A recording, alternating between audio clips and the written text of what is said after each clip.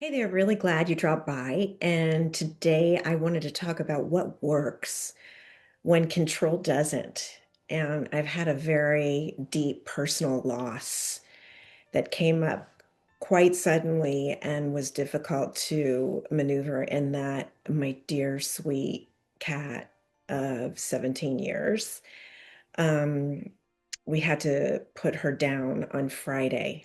And those times are always hard. Unfortunately, my pets never want to transition by themselves. They usually need a helping hand. That's been my experience. So I've had four dogs and now one cat where I've helped them cross over. And it's always challenging. At least I know the process now this time, but it was obvious I couldn't control her circumstances. And the most loving thing to do was to put her to sleep. And it was out of my hands. And so I ended up surrendering to the entire process, whatever that brought. And the way that I was able to do that was to go inside and go into my breath and get in touch with my breath and breathe and notice the thoughts and notice the sensations and notice the sounds. And whenever I think I am in control, sometimes I act out and I'm like a bulldozer and I'll try to control more from the outside even though I know I can't. And the answer is usually going within and getting quiet and noticing the breath and breathing, because that gets me with what's real and it gets me into a surrendered state. I mean, I do believe I've come to understand that I'm a powerful fractal of source energy, that I'm a powerful creator, but I have also learned that life oftentimes has its own pathway, that other sentient beings and myself have a pathway in this lifetime.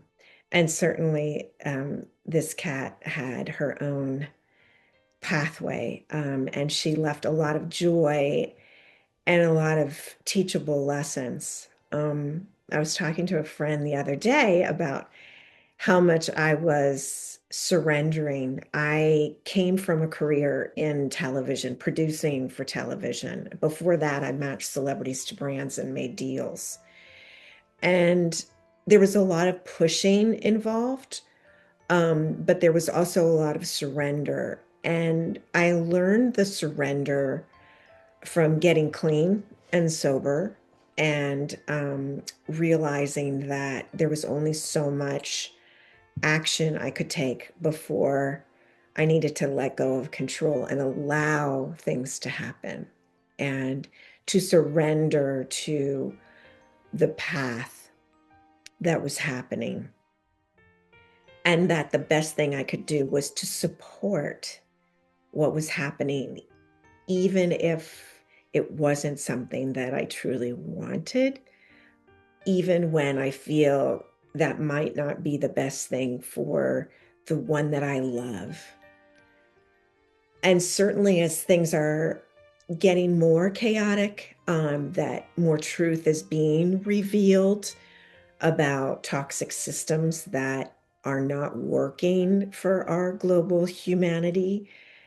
As I get more and more in touch with that, it's even more necessary to realize that there's only so much I can do to attempt to control from the outside. And those things, I can do those things. And oftentimes I do those things, but these days, most often, what I'm finding peace in is to let go of those external things that I cannot control and go inside to find my breath and find peace. And so now I am sitting formally. I'm sitting for, 20 minutes or so on a cushion, closing my eyes. Sometimes I'll count breaths. I'll decide what I'm going to do for that sitting session.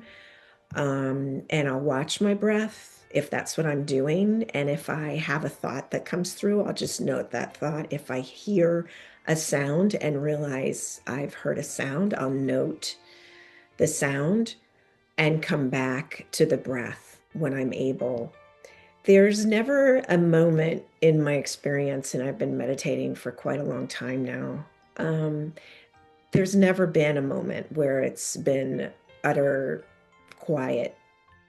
I don't think that I don't think that may be my enlightened path this time around. Who knows? But I'm just accepting of my thoughts, whatever they are, the sounds, the sensations on my body. And I'm not even that good at sensations because if I get uncomfortable, oftentimes I'll change my sitting situation or I'll push the insect away that's buzzing around my head.